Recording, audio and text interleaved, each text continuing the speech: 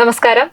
നമസ്കാരം ചേട്ടാ, ഇക്കഴിഞ്ഞ ദിവസം കണ്ണൂർ വാണിയപ്പാറ പള്ളിയിലെ പൊതുക്കല്ലറയിൽ നിന്ന് പായൽ പൊതിഞ്ഞ് 2 ശവശരീരങ്ങൾ കണ്ടെടുത്തു. അപ്പോ സാധാരണയായിട്ട് ഈ പായൽ പൊതിഞ്ഞ ശവശരീരം നമ്മൾ കല്ലറയിൽ അടക്കാറില്ല. അപ്പൊ ഇങ്ങനൊരു സംഭവം ഉണ്ടായിട്ട് അതിനൊരു തുടരന്വേഷണം ഉണ്ടാവുന്നതായിട്ട് കാലതാമസം നേരിടുന്നതായിട്ട് നമുക്ക് മനസ്സിലാവുന്നുണ്ട്. ഇതിനെക്കുറിച്ച് വലിയ രീതിയിൽ വാർത്താ മാധ്യമങ്ങളൊന്നും വന്നിട്ടില്ല, വാർത്തയൊന്നും ആയിട്ടില്ല.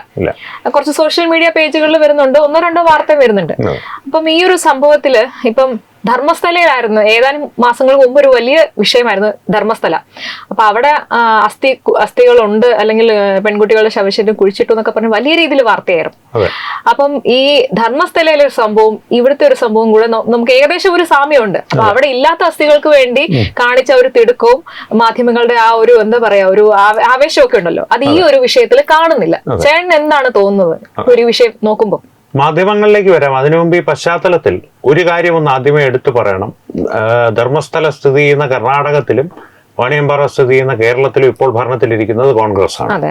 ആ ഒരു സാമ്യമുണ്ട്. ഇനി വാണിയമ്പാറയിലേക്ക് വന്നു കഴിഞ്ഞാൽ അനീഷ പറഞ്ഞതുപോലെ പായൽ പൊതിഞ്ഞ് മൃതദേഹം അടക്കുക എന്നുള്ളൊരു പതിവില്ല. 2 മൃതദേഹങ്ങളാണ് അവിടുന്ന് കണ്ടെത്തിയിരിക്കുന്നത്. അതിലൊന്ന് തന്നെ സിജോ എന്നൊരു വ്യക്തിയുടേതാണോ എന്ന് സംശയിക്കത്തക്ക രീതിയിൽ ഒരു പരാതി അദ്ദേഹത്തിന്റെ കുടുംബത്തിൽ നിന്ന് കിട്ടിയിട്ടുണ്ട്. എന്നിട്ട് പോലും പോലീസ് ഒരു FIR ഇതുവരെ രജിസ്റ്റർ ചെയ്തിട്ടില്ല. ഇന്ന് പകൽ സമയം വരെ പോലീസ് FIR രജിസ്റ്റർ ചെയ്തിട്ടില്ല. ഇപ്പോൾ നമ്മൾ സംസാരിക്കുന്നത് ഉച്ചയ്ക്കാണ്.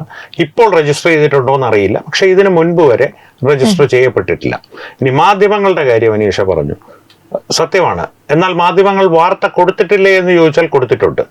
ഒരു വാണിയപ്പാറ പള്ളിക്കല്ലറയിൽ നിന്ന് ദുരൂഹമായ രീതിയിൽ മൃതദേഹം കണ്ടെടുത്തു. ആദ്യം അങ്ങനെ വന്ന വാർത്ത കുറച്ചു കഴിഞ്ഞപ്പോഴത്തേക്ക് അജ്ഞാത മൃതദേഹമായി. ആദ്യത്തെ വാർത്തയിൽ കിട്ടിയ തിടുക്കത്തിൽ ഏതോ റിപ്പോർട്ടർ 1-2 മാധ്യമങ്ങളിൽ, പ്രിന്റ് മീഡിയയിൽ, അതായത് ഓൺലൈൻ ആണ് ഞാൻ ഈ പ്രിന്റ് എന്ന് പറയുന്നത്, അതിൽ അജ്ഞാത മൃതദേഹമൊന്നുമല്ല കൊടുത്തിരുന്നത്, പായൽ പൊതിഞ്ഞ രീതിയിൽ ദുരൂഹ സാഹചര്യത്തിൽ മൃതദേഹം കണ്ടെത്തിയെന്ന് വളരെ വ്യക്തമായി എഴുതിയിരുന്നു. അത് പതിയെ അജ്ഞാത മൃതദേഹമായി മാറി തുടങ്ങി. ഇനി അതിൻ്റെ പ്രാധാന്യം കുറഞ്ഞതൊരു അപ്രത്യക്ഷമാകുന്ന രീതിയിലേക്ക് പോകും. തന്നെയുമല്ല, ഇപ്പോൾ ഈ സംഭവത്തിന് ശേഷം FIR രജിസ്റ്റർ ചെയ്യുന്നില്ല എന്നുള്ള ഘട്ടത്തിൽ പള്ളിയുടെ അധികാരികൾ SHOയ്ക്ക്, പരിധിയിലുള്ള സ്റ്റേഷൻ SHOയ്ക്ക് പരാതി കൊടുക്കുവാൻ ഒരുങ്ങുന്നു. പള്ളിക്ക് ഇതുമായിട്ട് ബന്ധമുണ്ടെന്നൊന്നും നമ്മൾ ആരോപിക്കുന്നില്ല. പക്ഷേ ഈ പള്ളിക്കല്ലറയിൽ കണ്ട മൃതദേഹങ്ങൾക്ക് 2 തരത്തിൽ പ്രസക്തിയുണ്ട്. ഒന്ന് അനീഷ പറഞ്ഞതുപോലെ കല്ലറയിൽ ഒരിക്കലും, അതും ക്രിസ്ത്യൻ പള്ളിയിലെ കല്ലറയിൽ ഒരിക്കലും പായിൽ പൊതിഞ്ഞ് മൃതദേഹങ്ങൾ അടക്കില്ല. ഈ കല്ലറയിൽ നിന്ന് 2 മൃതദേഹങ്ങൾ കണ്ടെത്തിയിട്ടുണ്ട്. ആ മൃതദേഹങ്ങളിൽ ഒന്ന് കാണാതായ ഒരു വ്യക്തിയുടെ ആണോ എന്ന് സംശയിക്കാനുള്ളൊരു സാഹചര്യമുണ്ട്. അത് ദുരൂഹത വർദ്ധിപ്പിക്കുന്ന കാര്യം ഒന്ന്. ഇനി അനീഷയ്ക്ക് ഓർമ്മയുണ്ടോ എന്നറിയില്ല, കുറെ കാലം മുൻപ് ഹിന്ദു ഐക്യവേദിയൊക്കെയാണ് ആരോപണം ഉന്നയിച്ചിരുന്നത്. പല ചർച്ചുകളുണ്ടല്ലോ, believers church, non believers church, അവരുടെയൊക്കെ അധീനതയിലുള്ള പള്ളികളുടെ ശ്മശാനങ്ങളിൽ ഇത്തരമായിട്ടുള്ള ദുരൂഹ മൃതദേഹങ്ങളെ അടക്കം ചെയ്യുന്നതിന് വേണ്ടിയിട്ട് ആ സംവിധാനങ്ങൾ ഉപയോഗിക്കുന്നു എന്നുള്ളൊരു ആരോപണം പല സംഘടനകളുടെ ഭാഗത്തു നിന്ന് ഉയർത്തിയിരുന്നു. അന്നൊക്കെ അതിനൊരു പരിഹാസത്തോടു കൂടിയാണ് കണ്ടിരുന്നത്. ഇവിടെയാണ് അനീഷ പറഞ്ഞ ധർമ്മസ്ഥലയിലെ ഇല്ലാത്ത സംഭവം യഥാർത്ഥമാകുമോ എന്നുള്ള സംശയം വരുന്നതും, വാണിയപ്പാറയിൽ ഈ കല്ലറയ്ക്കുള്ളിൽ മാത്രമേ അജ്ഞാത ശരീരം ഉണ്ടായിരുന്നോ എന്നുള്ള ഒരു ചോദ്യമായിരുന്നതും. മറ്റ് കല്ലറകൾ കൂടി പരിശോധിക്കേണ്ടതുണ്ടോ? തീർച്ചയായിട്ടും ഉണ്ട്. കാരണം ഒന്നിൽ മാത്രമായിരിക്കണമെന്നില്ല. അതുകൊണ്ട് തന്നെയാണ് ഇനി ഒരുപക്ഷെ സംഭവിച്ചേക്കാവുന്നത്, ഇത് സിജോയുടെ ആണെന്ന് തെളിഞ്ഞു കഴിഞ്ഞാൽ ഈ കല്ലറയിൽ മാത്രമായിട്ട് അത് ഒതുങ്ങിപ്പോകാനുള്ള സാധ്യതയുണ്ട്. പ്രത്യേകിച്ച് സർക്കാരിന്റെ ഭാഗത്ത് നിന്ന് ഇതിന് ഏതെങ്കിലും ഒരു തരത്തിലുള്ള ഒരു സമ്മർദ്ദമോ ഒന്നും പോലീസിന്റെ മേലുണ്ടായതായി കണ്ടിട്ടില്ല. ആഭ്യന്തരമന്ത്രി ഇതിനെ സംബന്ധിച്ച് പ്രതികരിച്ചിട്ടേ ഇല്ല. ധർമ്മസ്ഥലയുടെ കാര്യത്തിൽ വന്നാൽ ഇല്ലാത്തൊരു ആരോപണം ഉണ്ടായി.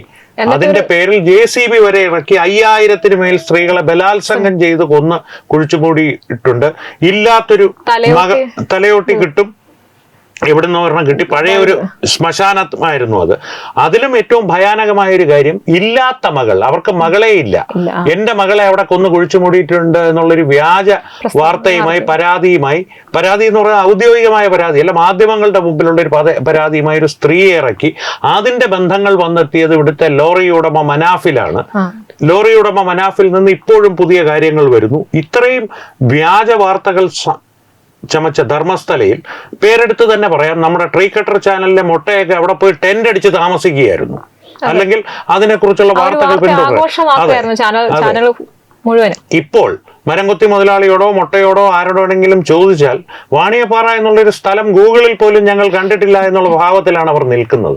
അത്തരത്തിലുള്ളൊരു അനാസ്ഥ വരുന്നതിൽ നിന്ന് ഒറ്റ ഉത്തരമേ ഉള്ളൂ. വർഗീയവാദി എന്ന് വിളിച്ചാലും കുഴപ്പമില്ല. ധർമ്മസ്ഥല ഹിന്ദുധർമ്മവുമായി ബന്ധപ്പെട്ടതാണ്.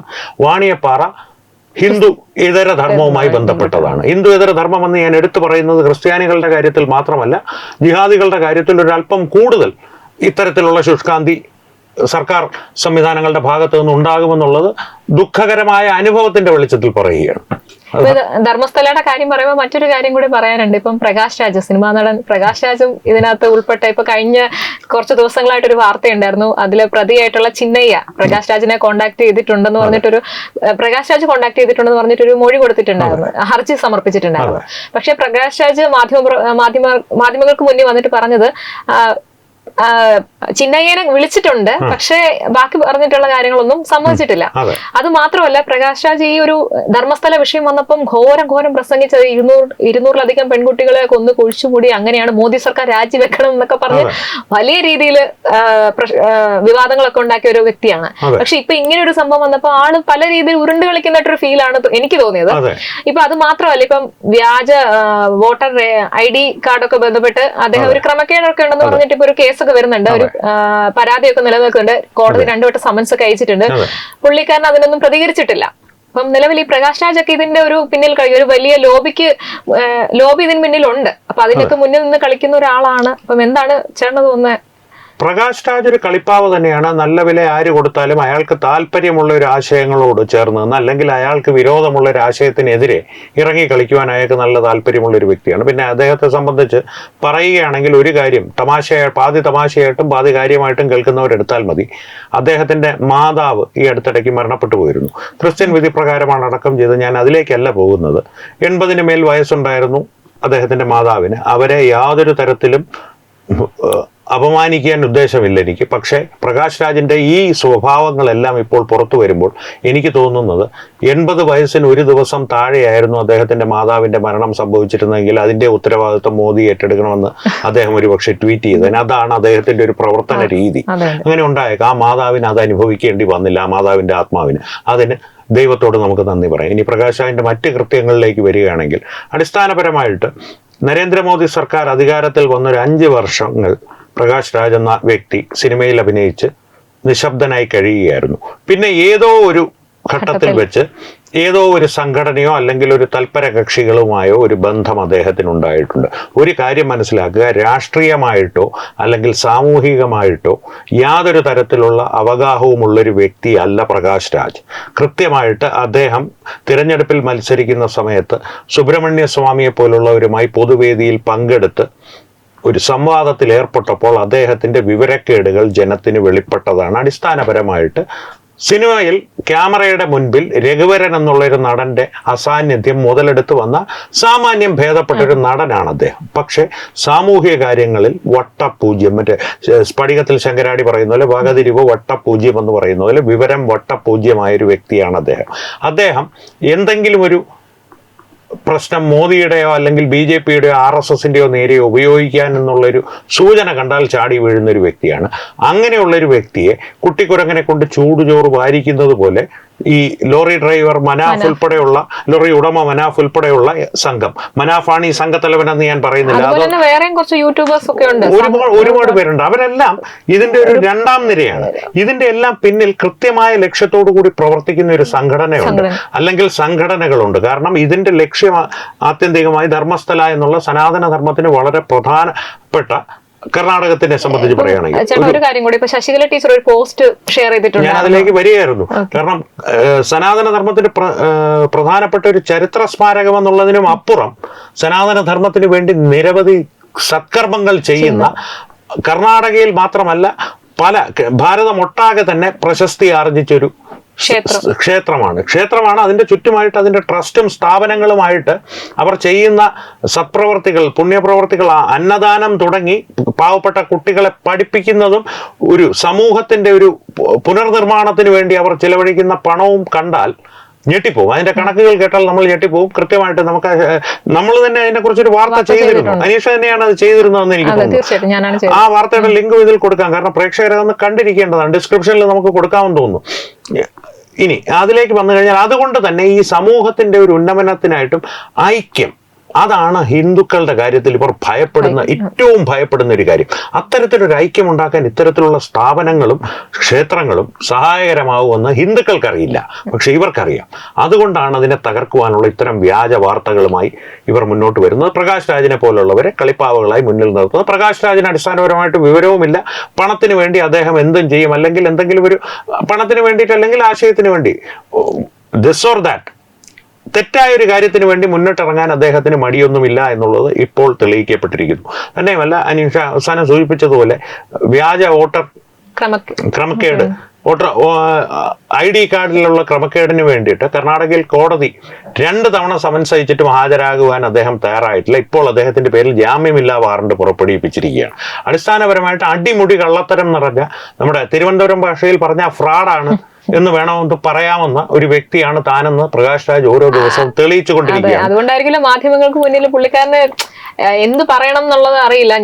പരിചയമില്ല എന്ന് പറയുന്നു, പിന്നെ പറയുന്നു വിളിച്ചു എന്ന് പറയുന്നു. ഉപദേശം കൊടുക്കാനാണ്. ഒരു ചിന്നയെ പോലുള്ള ഒരു പ്രതി പ്രകാശ് രാജിനെ വിളിച്ച് ഒരു ഉപദേശം തേടുന്നുണ്ടെങ്കിൽ ചിന്നയുടെ അമ്മാവന്റെ അളിയനോ വല്ല ആയിരിക്കണം. അത് സാമാന്യം ലോജിക്കുള്ളവർക്ക് ചിന്തിക്കാവുന്നതേ ഉള്ളൂ. ഈ ചിന്നയെ പോലെ ഒരാള് പ്രകാശ് രാജിനെ വിളിച്ച് ഉപദേശം ചോദിക്കേണ്ട ഒരു കാര്യമുണ്ടോ എന്ന്. അതെ, നമ്മുടെ സ്റ്റുഡിയോയുടെ മുൻപിൽ ചായക്കട നടത്തുന്ന ചേട്ടൻ എന്നോടോ അനീഷയോടോ നമ്മുടെ RPയോടോ എന്തെങ്കിലും കാര്യത്തിന് ഉപദേശം ചോദിച്ചാൽ അതും കുറച്ചൊക്കെ സാധൂകരിക്കുന്ന കാര്യമാണ്. ഒരു ഉദാഹരണം ഞാൻ പറയുകയാണ്. പക്ഷെ നാളെ അദ്ദേഹം പറയുകയാണ്, ഇന്ന കാര്യത്തിന് ഞാൻ മോഹൻലാലിനെ വിളിച്ച് ഉപദേശം ചോദിച്ചു, അല്ലെങ്കിൽ രമേഷ് പിഷാരടിയെ വിളിച്ച് ഉപദേശം ചോദിച്ചു. അവർ സ്ഥിരമായി ചായ കുടിക്കാൻ വരുന്നവരാണെങ്കിൽ കുഴപ്പമില്ല. പക്ഷെ ചിന്നയെ മുൻ പരിചയമില്ല എന്നും ഇദ്ദേഹം തന്നെ പറയുന്നുണ്ട്. അദ്ദേഹത്തിന് അടിസ്ഥാനപരമായിട്ടൊരു സ്ക്രിപ്റ്റ് കയ്യിൽ കിട്ടിയിരുന്നില്ല. അതിനു മുൻപ് മാധ്യമ പ്രവർത്തകർ അദ്ദേഹത്തെ പിടിച്ചത്.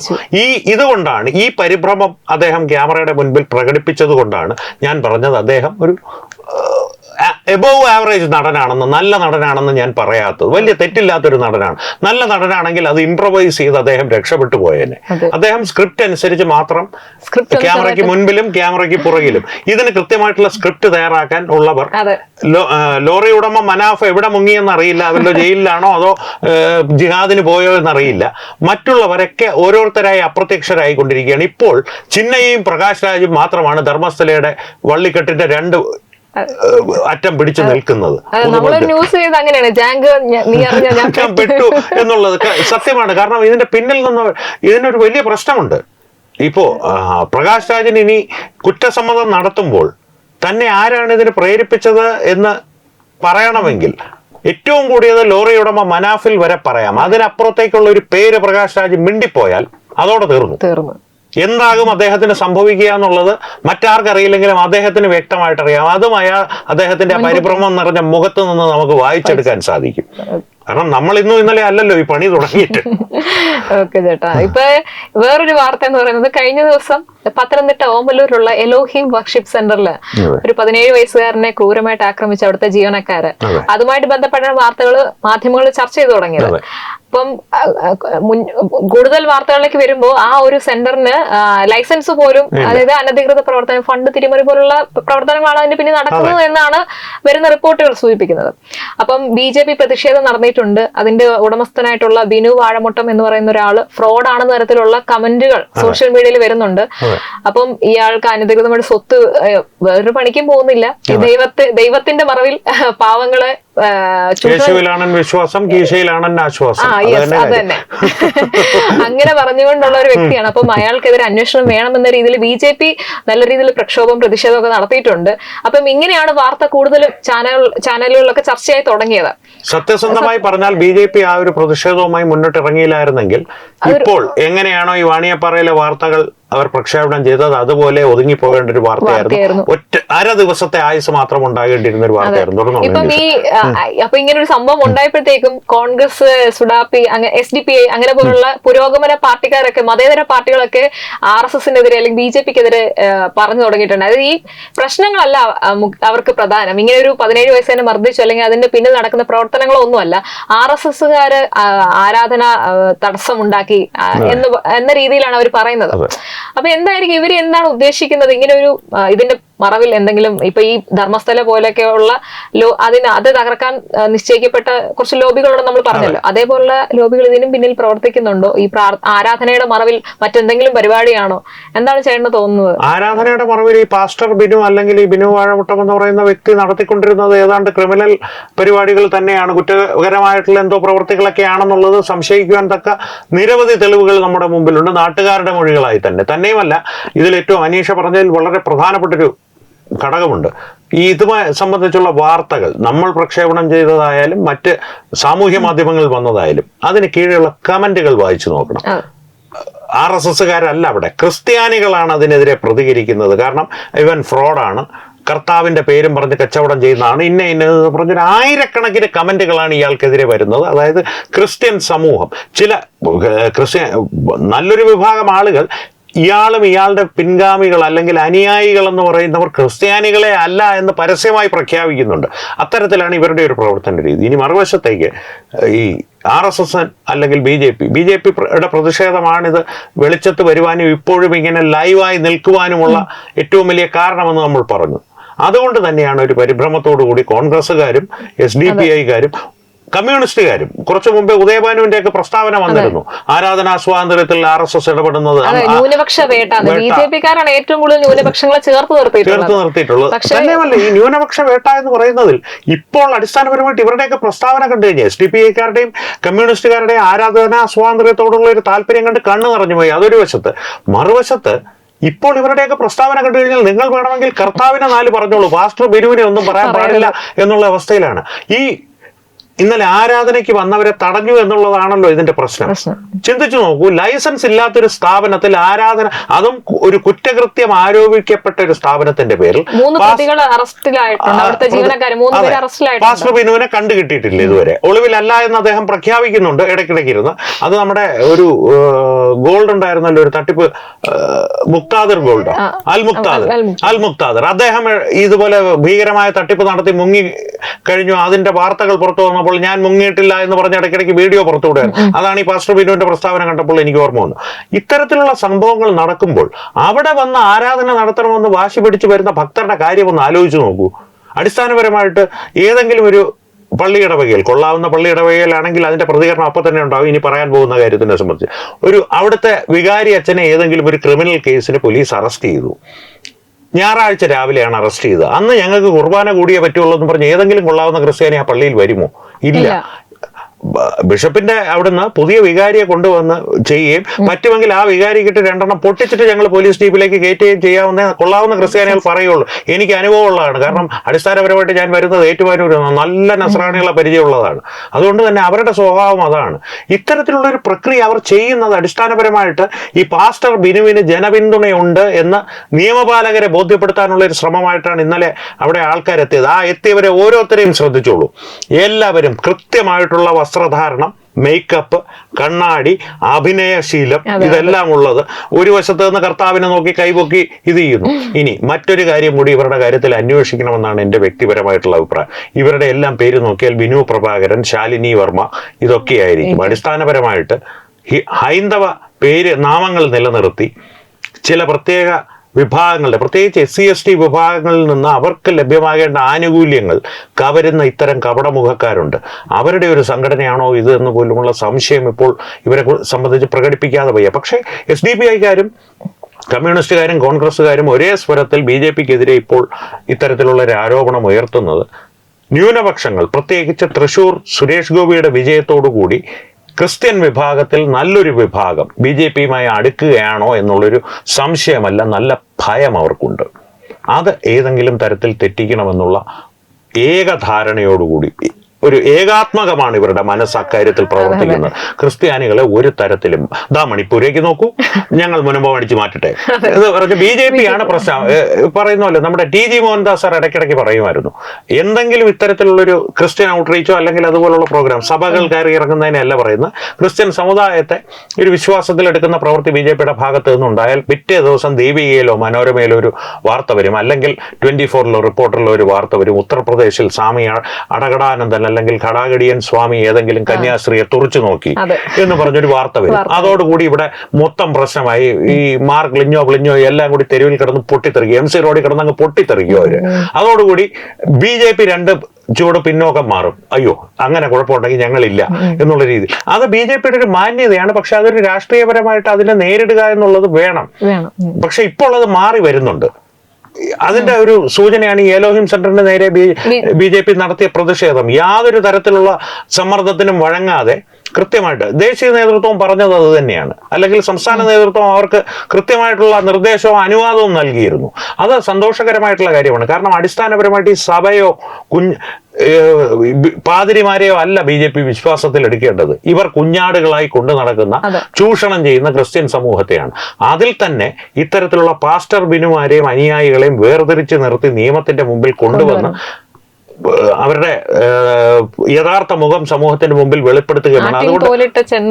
നാട്ടിൻ തോലിട്ട ചെന്നായ്ക്കൾ തന്നെയാണ് ഇവർ. അതുകൊണ്ട് രണ്ടുണ്ട് ഗുണം. ക്രിസ്ത്യൻ സമുദായത്തിനും ഗുണമുണ്ടാകും, ഇവർ ചൂഷണം ചെയ്യുന്ന SC/ST വിഭാഗങ്ങൾക്കും ഗുണമുണ്ടാകുമെന്നാണ് ഞാൻ വ്യക്തിപരമായി വിശ്വസിക്കുന്നത്. അത് നിയമപാലകർ അന്വേഷിച്ച് തെളിയിക്കേണ്ട കാര്യമാണ്. പക്ഷെ എത്രത്തോളം ഈ അന്വേഷണം മുന്നോട്ട് പോകും, അന്വേഷണം മുന്നോട്ട് പോകുന്ന ഘട്ടത്തിൽ ആ കുട്ടിയുടെ മേലെ എന്തെങ്കിലും സമ്മർദ്ദം ചെലുത്തി ഇനി മൊഴി മാറ്റി പറയിപ്പിക്കുകയോ അതെല്ലാം ചെയ്യാം. കാരണം ഇവരെല്ലാം ഈ പാസ്റ്റർ ബിനുവിനെ കണ്ടാൽ വെള്ളയും ഇട്ട് ഒരു സാധാരണ മനുഷ്യൻ ഒരു അദ്ദേഹത്തിന്റെ അരയ്ക്ക് നിന്ന് മുകളിലേക്ക് മാത്രം കാണിച്ചാൽ ഏതോ ഒരു സർക്കാർ സ്കൂളിലെ ഹെഡ് മാസ്റ്റർ, ഹൈസ്കൂളിലെ ഹെഡ് മാസ്റ്റർ എന്ന് തോന്നുമെങ്കിലും അടിസ്ഥാനപരമായിട്ട് ഇവരുടെയൊക്കെ പിന്നിൽ വലിയ സാമ്പത്തിക സാമുദായിക ശക്തികളുണ്ട്. ഇവര് ജോലിക്കൊന്നും പോകുന്നില്ല, പക്ഷെ ഇവർക്ക് നല്ല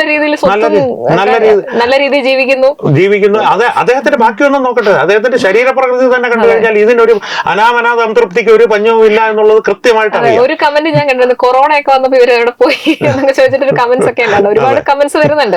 അപ്പൊ അതവിടെ നിൽക്കട്ടെ. ചേട്ടാ, ഈ ഒരു വാർത്തയോട് ചേർത്ത് വായിക്കാൻ പറ്റുന്ന ഒരു കാര്യമാണെന്ന് എനിക്കറിയില്ല. ഞാൻ ഇങ്ങനെ വാർത്ത ചെയ്തപ്പോ കണ്ടതാണ്. ഇപ്പം ബാംഗ്ലൂർ ആസ്ഥാനമായിട്ട് ഒരു അമേരിക്കൻ ആസ്ഥാനമായിട്ടുള്ള ഒരു കമ്പനി, തിമോത്തി, അതെ, അത് ഇവര് ഇതേപോലെ തന്നെ ഒരു വർഷിപ്പ് സെന്റർ തന്നെയാണ്. അവര് ഫണ്ടിങ് ഒക്കെ ചെയ്യുന്നുണ്ട്, രാജ്യദ്രോഹപരമായിട്ടുള്ള കാര്യങ്ങളൊക്കെ ചെയ്യുന്നു എന്നാണ്. ഇവരുടെ കയ്യിൽ നിന്ന് കുറെ അനധികൃതമായിട്ട് ക്രെഡിറ്റ് കാർഡ്സ് ഒക്കെ കണ്ടെടുത്തു. ഇവർ അറസ്റ്റിലായിട്ടുണ്ട്. പക്ഷെ അന്വേഷണം നടന്നുകൊണ്ടിരിക്കുകയാണ്. NIA ആണെന്ന് തോന്നുന്നു, കേന്ദ്ര ഏജൻസികൾ അന്വേഷണം നടക്കുന്നുണ്ട്. അപ്പൊ അതും ഇതൊക്കെ ചേർത്ത് എന്തെങ്കിലും ഒരു കണക്ഷൻ ഉണ്ടാവും. തീർച്ചയായിട്ടും വായിക്കാം. ഈ പാസ്റ്റർ ബിനുവിനെ പോലുള്ളവർ ഹിന്ദുക്കളുടെ കഴുത്തിൽ വെച്ചിരിക്കുന്ന മലപ്പുറം കത്തിയാണ്. പാസ്റ്റർ ബിനുവിന് മുകളിലുള്ള നേരത്തെ പറഞ്ഞ ചർച്ചുകളൊക്കെ ഹിന്ദുക്കളുടെയും നേരെ ചൂണ്ടപ്പെട്ടിട്ടുള്ള തോക്കുകളാണ്. ഈ ആയുധങ്ങളെല്ലാം നിർമ്മിക്കുന്ന കേന്ദ്രമാണ് ഈ തിമോത്തി ഇനിഷ്യേറ്റീവ്. ഇതിനെല്ലാം ഫണ്ടുകൾ അവിടെ നിന്ന് വരും. ആലോചിച്ച് നോക്കൂ, വളരെ നിസ്സാരമായിട്ട് ഡെബിറ്റ് കാർഡുകൾ ഉപയോഗിച്ച്, അതും വ്യാജ ഡെബിറ്റ് കാർഡുകൾ ഉപയോഗിച്ച് 95 കോടി രൂപയുടെ നക്സൽ ബാധിത പ്രദേശങ്ങളിൽ, സംസ്ഥാനങ്ങളിൽ അവർ ചിലവഴിച്ചത് 95 കോടി രൂപ. 95 കോടി രൂപ നാളെ രവി പിള്ളയോ യൂസഫ് അലിയോ അവരുടെ പക്കലുള്ള ഡെബിറ്റ് കാർഡുകൾ ഉപയോഗിച്ചൊന്ന് വിഡ്രോ ചെയ്ത് കാണിച്ചു തന്നാൽ സന്തോഷമായിരിക്കും. കാരണം അടിസ്ഥാനപരമായിട്ട് ക്രെഡിറ്റ് കാർഡുകളാണെങ്കിൽ ശരി, ലിമിറ്റ്ലെസ് ക്രെഡിറ്റ് കാർഡുകളുണ്ട്, ഗോൾഡ്, ബ്ലാക്ക്, പ്ലാറ്റിനം, ഡയമണ്ട്, അങ്ങനെ വിവിധ ശ്രേണികളുണ്ട്. ഡെബിറ്റ് കാർഡിൽ 95 കോടി രൂപ വിഡ്രോ ചെയ്യണമെങ്കിൽ എത്ര ഡെബിറ്റ് കാർഡുകൾ ഉണ്ടായിരുന്നിരിക്കണം അവരുടെ കയ്യിൽ? അതെ, ശരിയാണ്. ഞാൻ പറഞ്ഞല്ലോ മിസ്റ്റേക്ക്. ക്രെഡിറ്റ് കാർഡ് നല്ല ഡെബിറ്റ് കാർഡാണ്. ക്രെഡിറ്റ് കാർഡുകളാണെങ്കിൽ അതിനൊരു പരിധിയേ ഇല്ല. പരിധിയില്ലാത്ത കിട്ടാം, എല്ലാവർക്കും കിട്ടില്ല. സാധാരണ ക്രെഡിറ്റ് കാർഡുകൾക്ക് പരിധിയുണ്ട്. ഒരു പ്ലാറ്റിനം വരെയുള്ള ക്രെഡിറ്റ് കാർഡുകൾക്ക് പരിധിയുണ്ട്. ചില സാധാരണക്കാർക്ക് കാണാൻ പറ്റാത്ത രീതിയിലുള്ള ക്രെഡിറ്റ് കാർഡുകളുണ്ട്, കാണാനേ കിട്ടാത്ത രീതിയിൽ. വെറും കറുപ്പ് മാത്രമേ കാണുള്ളൂ, ബാങ്കിന്റെ പേര് പോലും കാണില്ല. അതിലൊരു സ്കാനറോ എന്തെങ്കിലും കാണും, അല്ലെങ്കിൽ ഒരു ബാർകോഡോ അല്ലെങ്കിൽ ഒരു ചിപ്പോ എന്തെങ്കിലും കാണും. അത് വെച്ചിട്ട് അതിന് ഒരു പരിധിയും ഇല്ലാത്തതുണ്ട്. പക്ഷെ ക്രെഡിറ്റ് കാർഡുകൾ അല്ല ഇവിടെ ഉപയോഗിച്ചിരിക്കുന്നത്, ഡെബിറ്റ് കാർഡുകളാണ്. ഡെബിറ്റ് കാർഡ് ഉപയോഗിച്ച് 95 കോടി പിൻവലിക്കണമെങ്കിൽ ഏത് തരത്തിലുള്ള ഒരു ശൃംഖലയായിരിക്കണം, എത്ര പേരതിൽ പങ്കാളികളായിരിക്കണം, എവിടെയൊക്കെ ആയിരിക്കണം ഇവരുടെ പ്രവർത്തന മേഖല. കാരണം എന്ന് വെച്ച് കഴിഞ്ഞാൽ അല്ലെങ്കിൽ എത്ര ബാങ്കുകളിലൂടെ ആയിരിക്കണം ഈ ഒരു സംവിധാനം പ്രവർത്തിച്ചിരുന്നത്. കാരണം ഒരു ബാങ്കിൽ നിന്ന് വിവിധ ATM പല പ്രദേശങ്ങളിൽ നിന്നാവട്ടെ ഒരേ തരത്തിലുള്ള തുകകൾ തന്നെ പിൻവലിക്കപ്പെട്ടാൽ ബാങ്കിലെ സിസ്റ്റം അത് ഫ്ലാഗ് ചെയ്യും. പല ബാങ്കുകളിൽ നിന്ന് അത് കൃത്യമായിട്ടുള്ള ആസൂത്രണത്തോടു കൂടി നടപ്പാക്കപ്പെട്ടിട്ടുള്ള ഒരു സാധനമാണ്. അതാണ് ഞാൻ പറഞ്ഞത്, ആയുധ നിർമ്മാണശാലയാണ് തിമോത്തി ഇനിഷ്യേറ്റീവ്. ആയുധങ്ങളാണ് ഈ പാസ്റ്റർ ബിനുവിനെ പോലുള്ളവർ. ഇവർ തമ്മിൽ നേരിട്ട് എന്തെങ്കിലും ബന്ധമുണ്ടോ എന്ന് ചോദിച്ചാൽ തലകുത്തി നിന്ന് അന്വേഷിച്ചാലും ഒരു ബന്ധവും കാണില്ല. പക്ഷെ കൃത്യമായിട്ട് ബിനുവിന് ഫണ്ട് വേണ്ടപ്പോൾ തിമോത്തി ഇനിഷ്യേറ്റീവ് ഇടപെടേണ്ട സമയമാകുമ്പോൾ ദുരന്തർ സിനിമ കണ്ടില്ലേ, അതിന്റെ നെഗറ്റീവ് വെർഷനാണിത്. ജമീൽ ജമാലിയെ അതായത് പാകിസ്ഥാനിലെ പ്രവർത്തിക്കുന്ന ഇന്ത്യൻ ഏജന്റുമാരുടെ ഹാൻഡിലറിനെ ഈ ഏജന്റുമാർക്ക് ആർക്കും അറിയില്ല. പക്ഷെ അവർക്ക് എന്തെങ്കിലും ഒരു അത്യാവശ്യം വരുമ്പോൾ ആ ഏജന്റ് ഉണ്ടാകുമെന്ന് പറയുന്ന പോലെ അത്രയും ഒരു സൂപ്പർ ഹാൻഡിലറാണ് ഈ തിമോത്തി ഇനിഷ്യേറ്റീവ് എന്ന് പറയുന്നത്. രാജ്യത്തിന് അപകടകരമായ രീതിയിലുള്ള പ്രവർത്തികൾ ചെയ്യുന്നതാണ്. അവരെ ഏതാണ്ട് അവിടെ പൂട്ടുന്നു. ഒരുപക്ഷെ അതൊരു നല്ല സൂചനയായിട്ട് നമുക്ക് വേണമെങ്കിൽ എടുക്കാം. കാരണം ഇത്തരത്തിലുള്ള ആളുകളുടെ പ്രവൃത്തിയിലേക്ക് കേന്ദ്ര ഏജൻസികളുടെ ശ്രദ്ധ കൂടുതൽ പതിയുവാൻ ഒരുപക്ഷെ അത് സാധകമായി വന്നേക്കും. അതെ. അപ്പം അടുത്ത ഒരു ചോദ്യം എന്ന് പറയുന്നത്, ചേട്ടാ ഇപ്പം ഇത്രയൊക്കെ നമ്മൾ ചർച്ച ചെയ്തല്ലോ. ഇപ്പം ഈ വാണിയമ്പാറയിലാണ് നമ്മൾ തുടങ്ങിയത്, വാണിയമ്പാറ ഇഷ്യൂ അല്ലേ. അപ്പൊ ഈ ധർമ്മസ്ഥല ഇഷ്യൂ നിൽക്കുന്നുണ്ട്. അപ്പൊ എനിക്ക് തോന്നുന്നത് ഈ ഹൈന്ദവ ഇപ്പൊ ഈ മാധ്യമങ്ങളൊക്കെ ആയാലും പുരോഗമന പാർട്ടികളൊക്കെ ആയാലും ഈ ഹൈന്ദവ ക്ഷേത്രങ്ങളെ ആചാരങ്ങളെയൊക്കെ നശിപ്പിക്കുക അല്ലെങ്കിൽ തകർക്കാൻ വേണ്ടിയുള്ള ശ്രമങ്ങളെ പോലെയാണ് എനിക്ക് തോന്നുന്നത് ഇവരുടെയൊക്കെ ഇടപെടൽ കാണുമ്പോൾ. അതേസമയം ഇപ്പം ധർമ്മസ്ഥല വന്നപ്പം ഭയങ്കരമായിട്ട് കുറച്ച് ചാടി വന്ന എതിർത്ത ആൾക്കാര് ഇപ്പൊ വാണിയമ്പാറ പോലെ ഇഷ്യൂ അല്ലെങ്കിൽ എലോഹിം പോലൊരു ഇഷ്യൂ വരുമ്പോൾ സൈലന്റ് ആവുന്നു. ഇങ്ങനൊരു നമ്മള് സോഷ്യൽ മീഡിയക്ക് പറഞ്ഞാൽ വായിൽ പഴം തിരികെ പോലത്തെ ഒരു അവസ്ഥയാണ്. അവർക്ക് പ്രതികരണ ശേഷി ഇല്ല. പക്ഷെ അതേസമയം BJP പ്രതികരിച്ചപ്പം ഉടനെ RSS ഉള്ള ഒരു രീതിയിൽ ആരാധനാ സ്വാതന്ത്ര്യം തടയുന്നു എന്നുള്ള രീതിയിൽ ഇവർ പ്രതികരിച്ചു. അപ്പൊ ഇവരുടെയൊക്കെ ഒരു ഈ എന്താ പറയാ ഒരു ഡബിൾ സ്റ്റാൻഡ്, ഇരട്ടത്താപ്പ്, അതാണ് ആ വാക്ക്. ഇരട്ടത്താപ്പ് എങ്ങനെയാണ് നമ്മള് കാണുന്നത്? ഈ ഒരു ആ ഇരട്ടത്താപ്പിനോട് എന്താണ് ചേട്ടൻ പ്രതികരിക്കുന്നത്? ആ ഇരട്ടത്താപ്പിനെ നമുക്ക് കൈകാര്യം ചെയ്യണമെങ്കിൽ, അതിനെ നേരിടണമെങ്കിൽ അത് എന്തുകൊണ്ട് ഉണ്ടാകുന്നു എന്ന് മനസ്സിലാക്കണം. അത് രണ്ട് തരത്തിലാണ് ഉണ്ടാകുന്നത്. അത് രണ്ടും ഇവർക്ക് ബാധകമാണ്. ഇപ്പോൾ നമുക്ക് ട്രീ കട്ടറിലെ ആളെ എടുക്കാം. അദ്ദേഹം അടിസ്ഥാനപരമായിട്ട് കുട്ടിക്കാലം മുതലേ ഹിന്ദു ആചാരങ്ങളെല്ലാം മോശമാണ് എന്നുള്ളൊരു ബ്രിട്ടീഷുകാർ നിർമ്മിച്ച, ജിഹാദികൾ പരിപോഷിപ്പിച്ച, അവർക്ക് വേണ്ടി കമ്മ്യൂണിസ്റ്റുകാർ എഴുതി കൊടുത്ത, കോൺഗ്രസ്സുകാർ കൈയടിച്ചു കൊടുത്തൊരു പാഠ്യപദ്ധതി എന്നുള്ള സ്കൂളുകളിൽ പഠിപ്പിച്ചത് മാത്രമല്ല. ഒരു വ്യത്യാസം ഞാൻ പറയാം. ഞാനൊരു മുസ്ലിമാണെന്ന് വിചാരിക്കുക, അനീഷ ഹിന്ദുവാണ്. അനീഷ രാവിലെ പതിവില്ലാത്തതുപോലെ ഇതിൽ വന്നിരിക്കുമ്പോൾ ഒരു കുറി തൊട്ട് കൊണ്ടുവരുന്നു. കൃത്യമായിട്ട് ഞാൻ ചോദിക്കില്ല, ഞാൻ മുസ്ലിം ആയതുകൊണ്ട് ഞാൻ ചോദിക്കില്ല.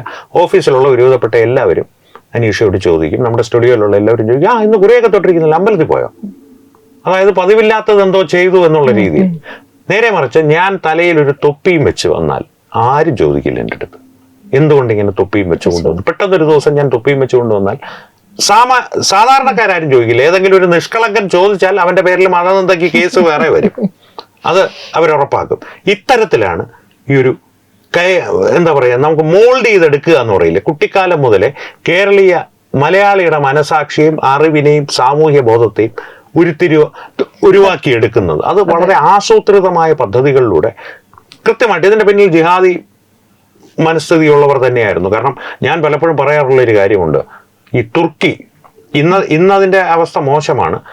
ഇസ്ലാമിക പാരമ്പര്യം വെച്ച് നോക്കുമ്പോൾ ഭാരതത്തെക്കാൾ ഒരുപാട് മുന്നിലാണ് തുർക്കി, ഇസ്ലാമിക പാരമ്പര്യം വെച്ച് പോകും. പക്ഷെ തുർക്കിയിൽ ഒരു 1921 തുർക്കി സുൽത്താനെ പുറത്താക്കി, ഖലീഫയെ പുറത്താക്കി ഭരണം വന്നപ്പോൾ, ജനങ്ങളുടെ ഭരണം വന്നപ്പോൾ, അവിടെ ഒരു ശാസ്ത്രജ്ഞനെയാണ് അവർ വിദ്യാഭ്യാസ മന്ത്രിയായി നിയമിച്ചത്.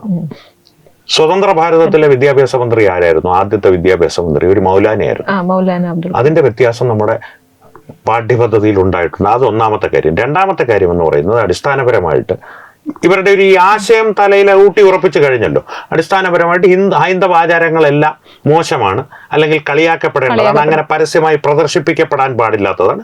എന്നാൽ അതിന്റെ കൂടെ തന്നെ ഊട്ടി ഉറപ്പിക്കുന്ന മറ്റൊരു ഇതും കൂടിയുണ്ട്. മറ്റവരുടെ ആചാരങ്ങൾ, പ്രത്യേകിച്ച് ഈ നമ്മുടെ ജിഹാദികളുടെ ആചാരങ്ങൾ, അതിനെ അങ്ങനെ പരിഹസിക്കരുത്. അവർ കുറച്ച് വൈകാരികമായി പ്രതികരിക്കുന്നവരാണ്. ഈ ഒരു ബോധം നമ്മുടെ ഉള്ളിൽ ഇങ്ങനെ ഊട്ടി ഉറപ്പിച്ച് അതിനെ ഇങ്ങനെ സാംശീകരിച്ചെടുത്ത് പരിപോഷിപ്പിച്ച് കൊണ്ടുവരുന്നതാണ് നമ്മുടെ എല്ലാ മാനസികാവസ്ഥ. അങ്ങനെ വളർന്നു വരുന്ന ട്രീ കട്ടറിലെ മാധ്യമപ്രവർത്തകനാണെങ്കിലും മറ്റേത് മാധ്യമപ്രവർത്തകനാണെങ്കിലും കുറച്ച് കഴിയുമ്പോൾ ഒരു ഇടത് ആശയത്തോട് അങ്ങ് ഒട്ടിച്ചേരും. അവിടെ ഒട്ടിച്ചേരുമ്പോൾ അവർ ജിഹാദികൾക്ക് വേണ്ടിയിട്ടാണ് ഇടത് ബുദ്ധിജീവികൾ കാലാകാലങ്ങളായി പ്രവർത്തിക്കുന്നത്.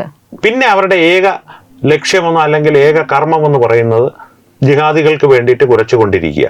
ഈ ജിഹാദികളുടെ ഏറ്റവും വലിയ പ്രശ്നം എന്ന് പറയുന്നത് ഹൈന്ദവ ധർമ്മം തന്നെയാണ്. ഹൈന്ദവ ധർമ്മത്തിനെ അവർ ഭയപ്പെടുന്നതിന്റെ കാര്യം ഈ അധിനിവേശ സംസ്കാരമായിട്ടുള്ള ഇസ്ലാം മതം ഏതൊരു രാജ്യത്തേക്ക് കടന്നു ചെന്നാലും ആ സംസ്കാരത്തെ പരിപൂർണമായി നശിപ്പിച്ച് അത് ഇസ്ലാമവൽക്കരിക്കും. അവിടെ പള്ളി ഉണ്ടെങ്കിൽ അല്ലെങ്കിൽ അഗ്നിയുടെ ആരാധന ക്ഷേത്രം സ്വരാഷ്ട്രീയന്മാർക്കുണ്ടായിരുന്നെങ്കിൽ അതിനെ നശിപ്പിച്ച് അതിനെ ഒരു പള്ളിയാക്കും. അവരുടെ ചരിത്ര പ്രധാനമായിട്ടുള്ള ഈ എല്ലാം ഒന്നുകിൽ നശിപ്പിച്ച് കളയും, ലൈബ്രറി ആണെങ്കിൽ കത്തിച്ച് കളയും, കാരണം അതിന് പകരം കൊണ്ടുപോയിക്കാൻ ഇവരുടെ കയ്യിൽ സാധനമില്ല. പക്ഷെ ആരാധനാലയമാണെങ്കിൽ അതിനെ പള്ളിയാക്കും. അങ്ങനെ മാറ്റി നിരവധി പുരാതന സംസ്കാരങ്ങളെ അടിവേരിട്ട് നശിപ്പിച്ചിട്ടുള്ള ഒരു ചരിത്രമാണ് ഇസ്ലാമിക മതത്തിനുള്ളത്. അവർക്ക് തടയിട്ടത് ഭാരതമാണ്. കാരണം അധിനിവേശത്തിൽ അവർ ഒപ്പം ചോദിക്കുമ്പോൾ 800 വർഷങ്ങൾ ഭരിച്ചില്ലേ എന്ന്. ഭരിച്ചിട്ടുണ്ടെങ്കിൽ പൂർണ്ണമായിട്ട് ഭാരതം ഒരിക്കലും വിട്ടുകൊടുത്തിട്ടില്ല. അപ്പോൾ ഇവർക്കൊരു തടയിട്ടത് ഹിന്ദുമതം മാത്രമാണ്. ഇവർ അപ്പോൾ ചോദിക്കും 800 വർഷം മുഗളന്മാരുടെ ഭരണമില്ലായിരുന്നു. മുഗളന്മാരുടെ ഭരണം 200 വർഷമേ ഉണ്ടായിരുന്നുള്ളൂ. അതിനു മുമ്പ് ഇസ്ലാമിക അധിനിവേശം ഉണ്ടായിരുന്നു. പക്ഷെ അതിനെല്ലാം തടയുവാനായിട്ട് ഛത്രപതി ശിവാജിയും റാണാ പ്രതാപും മഹാരാജ രഞ്ജിത് സിംഗും ഹരിസിംഗ് നാൾവയും അങ്ങനെ പലരും ഉണ്ടായിരുന്നു, ബാജി റാവു വരെ. പക്ഷെ അതുകൊണ്ട് തന്നെ ഭാരതത്തെ പൂർണ്ണമായി ഇവർ വിട്ടുകൊടുത്തിട്ടില്ല എന്ന് മാത്രമല്ല, ഇവർ ഏതൊക്കെ സ്ഥാനങ്ങളിൽ ഭാരതത്തിൽ അവരുടെ ചരിത്ര സ്മാരകങ്ങൾ നശിപ്പിച്ചിട്ടുണ്ടോ ആ പ്രദേശത്തെ ജനങ്ങൾ ആ സംസ്കാരത്തെ ഉൾക്കൊണ്ട് അതിനെ പുനർജീവിപ്പിച്ചിട്ടുണ്ട്. അതെങ്ങനെ സാധിച്ചു എന്ന് പറഞ്ഞാൽ, ഭാരതത്തിൽ ഈ ഗ്രന്ഥാധിഷ്ഠിതമായിട്ടുള്ള ഒരു മതമല്ല ഉണ്ടായിരുന്നത്. മനസ്സിൽ മനനം ചെയ്ത് പഠിക്കുന്ന ധർമ്മവും കർമ്മവുമായിരുന്നു. അതുകൊണ്ട് തന്നെ ഇവർ പുസ്തകം നശിപ്പിച്ചു, നളന്ദ വാരിയിട്ട് കത്തിച്ചു. പക്ഷെ നളന്ദയിൽ നിന്ന് പഠിപ്പിച്ചൊരു സംസ്കാരമുണ്ടല്ലോ, അതിന്റെ അടിസ്ഥാന തത്വങ്ങൾ മനസ്സിൽ കൊണ്ട് നടക്കുന്ന ഒരു ജനത വീണ്ടും അതിനെ പുനർജീവിപ്പിച്ചെടുത്തു. കൃത്യമായിട്ട് നഷ്ടപ്പെട്ട പുസ്തകങ്ങൾ നഷ്ടം തന്നെയാണ്. കാരണം വനനിരീക്ഷണത്തിലേക്ക് സംബന്ധിച്ച് അഗാധമായിട്ടുള്ള പഠനങ്ങൾ നടത്തിയിട്ടുള്ള പുസ്തകങ്ങൾ അവിടെ നഷ്ടപ്പെട്ടു പോയിട്ടുണ്ട്. പക്ഷെ ഇവരെ എതിർത്ത് നിന്ന് ഇപ്പോഴും തുടരുന്ന, അൺഡിഫീറ്റഡ് ആയിട്ട് അപരാജിതമായി തുടരുന്ന ഒരു സംസ്കാരം ഇത് മാത്രമേ ഉള്ളൂ. അതുകൊണ്ട് തന്നെ ഹൈന്ദവ സംസ്കാരത്തെ അവർക്ക് ഭയമാണ് ഈ ജിഹാദി ശക്തികൾക്ക്. അതുകൊണ്ട് തന്നെയാണ് ഈ ജിഹാദി ശക്തികൾക്ക് വേണ്ടിയിട്ട് കുരയ്ക്കുന്ന ഈ ജിഹ്വകൾ അല്ലെങ്കിൽ ആടുന്ന ഈ ജിഹ്വകൾ ഇത്തരത്തിൽ പ്രവർത്തിക്കുവാൻ നിർബന്ധിതരാകുന്നത്, അല്ലെങ്കിൽ അവർക്ക് സ്വയം അറിയാതെ പ്രവർത്തിച്ചു പോകുന്നത്. ഇപ്പോൾ അവർക്ക് ശീലമായി പോയി, അങ്ങനെ ചെയ്യുകയുള്ളൂ. കാരണം എന്ന് വെച്ചാൽ, നമ്മൾ രാവിലെ പുറത്തേക്ക് ഇറങ്ങുമ്പോൾ ആദ്യം ചാവി എടുത്തു, രണ്ടാമത് ഫോൺ എടുത്തു. അത് സ്ഥിരമായിട്ട് ചെയ്യുകയാണെങ്കിൽ നമ്മുടെ തലച്ചോറ് പോലും അറിയാതെ നമ്മളത് കൃത്യമായിട്ട് ചെയ്യുമെന്ന് പറയല്ലോ, ഒരു മസിൽ മെമ്മറി എന്ന് പറയല്ലോ. ആ ഒരു മസിൽ മെമ്മറിയിൽ ചെയ്തു പോകുന്നതാണിത് എന്നുള്ളതാണ് എൻ്റെ ഒരു അഭിപ്രായം. അപ്പം ചുരുക്കം പറഞ്ഞു കഴിഞ്ഞാൽ, ഇപ്പൊ ഇവിടെ മതേതരം എന്ന് പറയുന്ന ആൾക്കാര് ഈ ജിഹാദികൾക്ക് വേണ്ടി പ്രവർത്തിക്കുകയാണ് അല്ലെ. ഇപ്പൊ എനിക്ക് തോന്നുന്നു ഫെബ്രുവരിയിൽ പൊങ്കാലാണെന്നൊരു സമയത്ത് ഒരു സംഭവം നടക്കാൻ, ഇപ്പം റനീഷ റഹ്മാൻ എന്ന് പറഞ്ഞിട്ടുള്ള ഒരു ആക്ട്രസ്, അവര് പൊങ്കാല ഇട്ടപ്പോഴത്തേക്കും ഭയങ്കര അവർക്കെതിരെ അസഭ്യവാക്കുകളും ആക്ഷേപങ്ങളും ഒക്കെ ആയിരുന്നു. അതേസമയം ഒരു ഹിന്ദു പെൺകുട്ടി നോമ്പെടുക്കുന്ന സമയത്ത് അയ്യോ അവര് നല്ലത്, മറ്റേത് മോശം എന്നുള്ള രീതിയിൽ, മോശം നല്ലതെന്നുള്ള രീതിയിൽ. ഞാൻ നേരത്തെ പറഞ്ഞ ഒരു കണ്ടീഷനിങ് ആണ്, കൊച്ചിലെ മുതലുള്ള ഒരു കണ്ടീഷനിങ് ആണ്. അതിനും ഞാൻ ടി.ജി. മോഹൻദാസ് സാറിന്റെ വാക്കുകളൊന്ന് കടമെടുക്കുകയാണ്. ഈ മനോഭാവത്തെ ഏറ്റവും കൂടുതൽ ചുരുക്കി നമുക്ക് മനോഹരമായി ആൾക്കാരുടെ മുമ്പിൽ അവതരിപ്പിക്കണമെങ്കിൽ ഇത്രയും പറഞ്ഞാൽ മതി. മുസ്ലിം എന്നുള്ള പേര് തന്നെ ചുമന്നുകൊണ്ട് കിടക്കുന്ന മുസ്ലിം ലീഗ് സ്വർഗീയ പാർട്ടിയും പേരിൽ ഭാരതീയ ജനതാ പാർട്ടി എന്നുള്ള BJP വർഗീയ പാർട്ടി. ഈ മനോഭാവമാണ് കൃഷി ചെയ്ത് വളർത്തിയെടുത്തിരിക്കുന്നത്. ഈ മതേതരർ എന്ന് പറയുന്നവർ കാണിക്കുന്ന മൊത്തം വർഗീയ കാര്യങ്ങളാണ്. ഇപ്പൊ വർഗീയ പാർട്ടി എന്ന് പറയുന്നത് നമ്മളെ പറയുന്നവർ അങ്ങനെയാണ്, വർഗീയ പാർട്ടി എന്നാണ് BJP-കാരെയൊക്കെ പറയുന്നത്. പക്ഷെ നമ്മൾ എന്തെങ്കിലും പറഞ്ഞ വർഗീയമാവും, അവരെന്തെങ്കിലും പറഞ്ഞ മതേതരാവും. അപ്പം അങ്ങനെ ഒരു അന്തരീക്ഷമാണ് ഇപ്പൊ കേരളത്തിൽ. ഞങ്ങൾക്ക് പറയാമല്ലോ, നിങ്ങളത് പറയാൻ പാടില്ല. അങ്ങനെ ഒരു അന്തരീക്ഷമാണ്. എന്തായാലും ഇനിയും കൂടുതൽ വിഷയങ്ങളുടെ ചർച്ചയുമായിട്ട് നമുക്ക് വീണ്ടും കാണാം. അപ്പൊ നന്ദി ചേട്ടാ, ഒരുപാട് കാര്യങ്ങൾ ഷെയർ ചെയ്തു. ഒരുപാട് നന്ദി. പുതിയൊരു ചർച്ചയുമായിട്ട് വീണ്ടും കാണാം. നന്ദി, നമസ്കാരം.